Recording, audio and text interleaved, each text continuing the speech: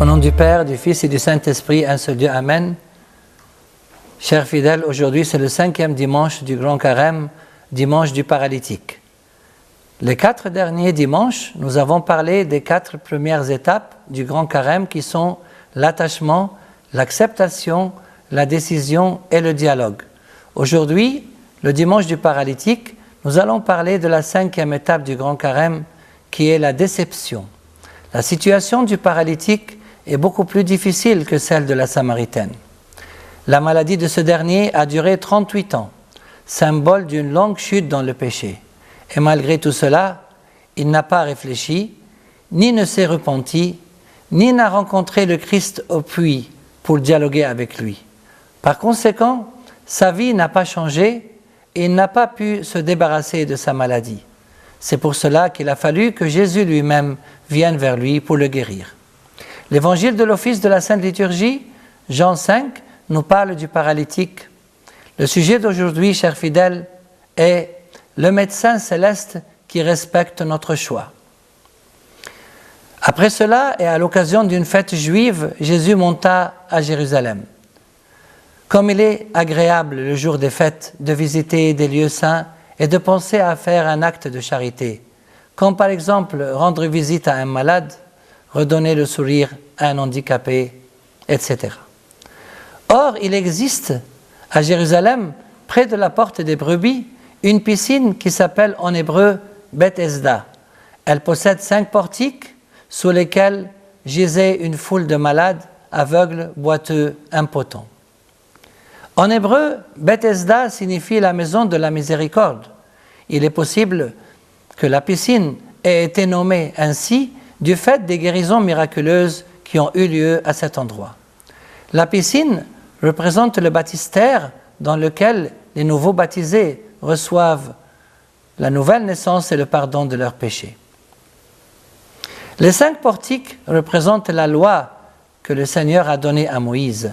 Cette loi nous montre que nous sommes malades et que nous avons tous besoin du médecin céleste qui est Jésus. Saint Paul nous dit « Ainsi donc, la loi a été notre surveillant en attendant le Christ afin que nous soyons justifiés par la foi. » Un ange du Seigneur descendait à certains moments dans la piscine et agitait l'eau.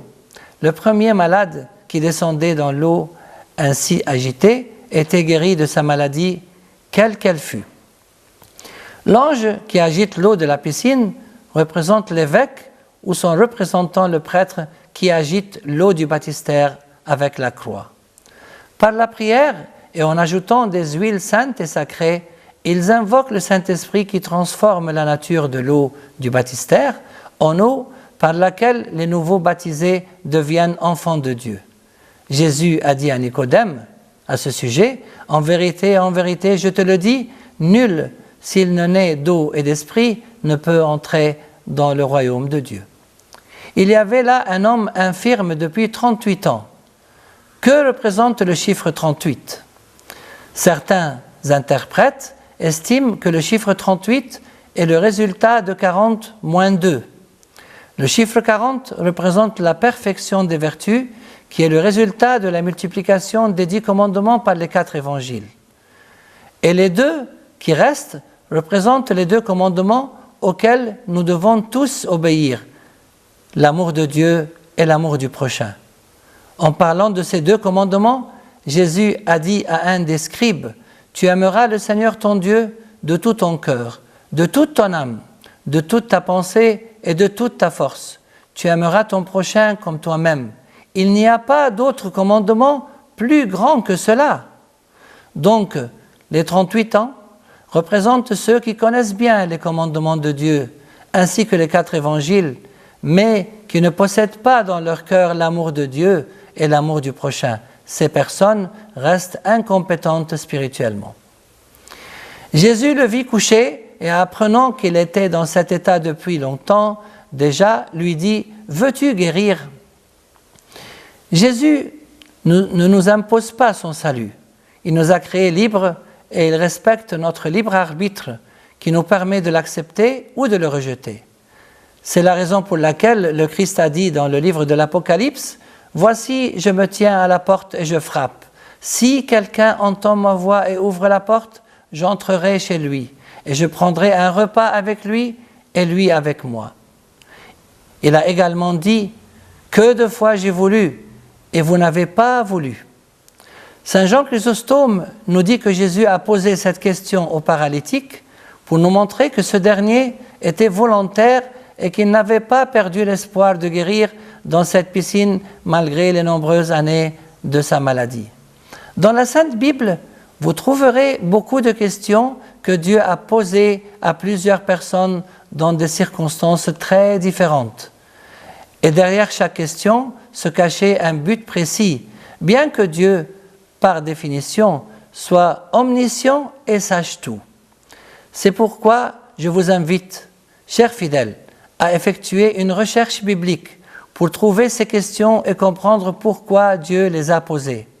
Par exemple, Dieu qui a créé Adam et sait tout de lui a dit « Où es-tu » Il a également dit à Marie, la sœur de Lazare, et aux Judéens, concernant Lazare après sa mort, « Où l'avez-vous déposé » L'infirme lui répondit, « Seigneur, je n'ai personne pour me plonger dans la piscine au moment où l'eau commence à s'agiter, et le temps d'y aller, un autre descend avant moi. » Malgré ses souffrances physiques et morales, le paralytique répond à la question du Christ avec douceur, sans se mettre en colère contre lui à cause de la question que Jésus vient de lui poser.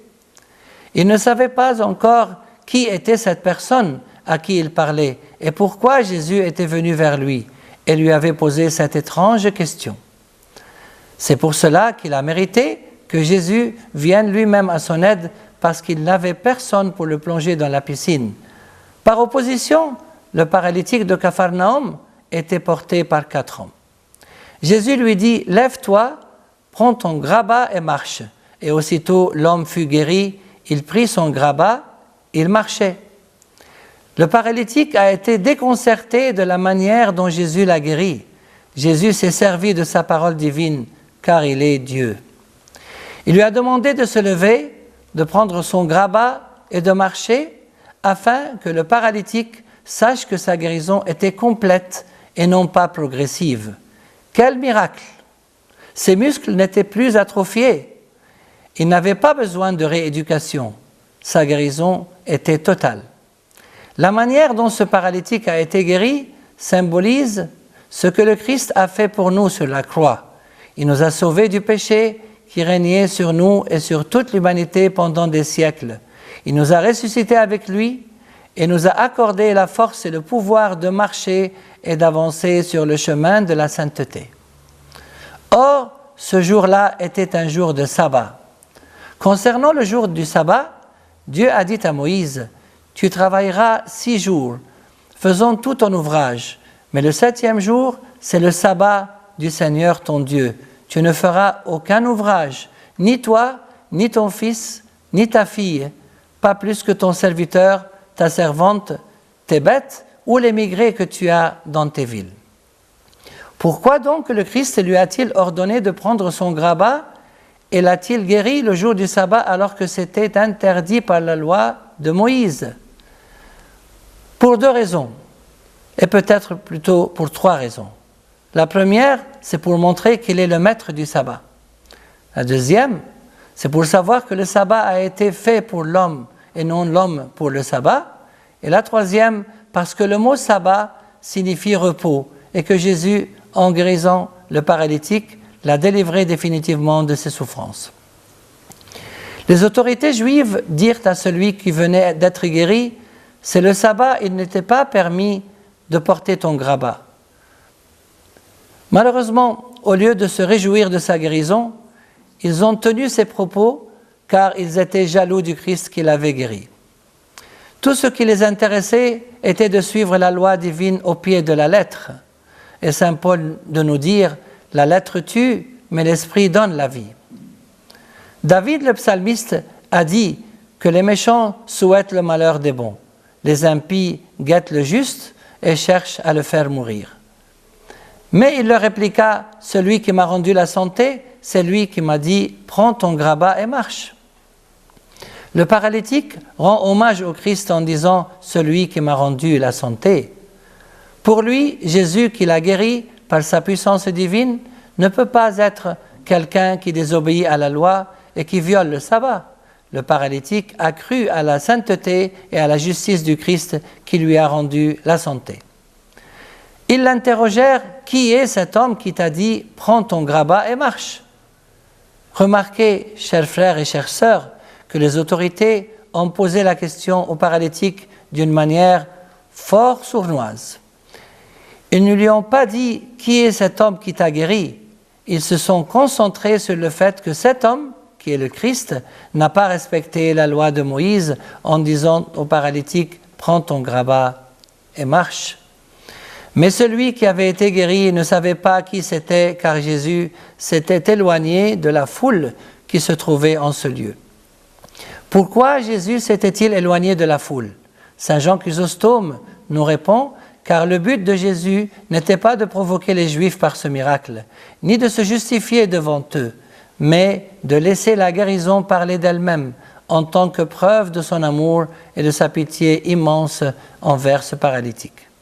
Plus tard, Jésus le retrouve dans le temple et lui dit « Te voilà bien portant, ne pêche plus de peur qu'il ne t'arrive pire encore. » Il est probable que le paralytique est allé au temple le jour même de sa guérison pour rendre grâce à Dieu, comme l'a dit David le psalmiste. « J'accomplirai mes vœux envers le Seigneur et en présence de tout son peuple, dans les parvis de la maison du Seigneur au milieu de toi, Jérusalem. » Quant à Jésus, il est allé au temple le jour même du sabbat pour peut-être deux raisons. La première, très certainement, pour accorder au paralytique la rémission de ses péchés, car la rémission est beaucoup plus importante que la guérison physique. La deuxième, il s'agissait peut-être également de prouver aux autorités juives qu'il respectait le sabbat. De même, il s'est rendu au temple pour assister à l'adoration collective alors qu'il est le maître du sabbat. Le fait que Jésus lui dise « ne pêche plus » prouve que la maladie du paralytique est causée par un péché et que le Christ connaît tout son passé. Essayez d'imaginer l'état psychologique du paralytique qui n'a pas vu le temple depuis 38 ans. Il rentre dans le temple, il est ébloui de le voir et de contempler les gens venus adorer Dieu dans ce temple. Saint Jérôme nous dit que Jésus a ordonné au paralytique de ne plus pécher aussi de peur que la vue du temple ne l'empêche de se concentrer sur sa nouvelle vie après sa guérison. L'homme alla dire aux autorités juives que c'était Jésus qui l'avait guéri. Après avoir rencontré Jésus au temple, il alla voir les autorités juives pour deux raisons. La première, pour rendre témoignage du fait que Jésus l'avait guéri. La deuxième, par respect pour ses autorités, afin de répondre à la question qu'il lui avait posée. « Qui est cet homme qui t'a dit « Prends ton grabat et marche » ?» Dès lors, ces Juifs s'en prirent à Jésus qui avait fait cela un jour de sabbat. Mais Jésus leur répondit « Mon Père, jusqu'à présent, est à l'œuvre et moi aussi je suis à l'œuvre. » Au lieu de reconnaître Jésus comme sauveur des esprits et des corps, ils cherchaient à lui faire du mal sous prétexte qu'ils n'observaient pas le sabbat, car ils étaient jaloux de lui et le détestaient. Que signifie « Mon Père, jusqu'à présent, est à l'œuvre et moi aussi je suis à l'œuvre » ? Saint Augustin estime que les Juifs ont cru que Dieu s'est fatigué en créant le monde en 6 jours, et que c'est pour cela qu'il se reposait le 7e jour, le jour du sabbat. Comme c'est écrit dans le livre de la Genèse, Dieu, après avoir achevé son œuvre, se reposa le 7e jour de tout son travail. Que signifie donc le fait que Dieu se reposa le 7e jour? Est-ce que Dieu se fatigue pour qu'il ait besoin de se reposer? En fait, Dieu a achevé l'œuvre de la création le 6e jour. Pourquoi? Pour veiller sur cette création par sa providence divine jusqu'à nos jours et jusqu'à la fin des temps.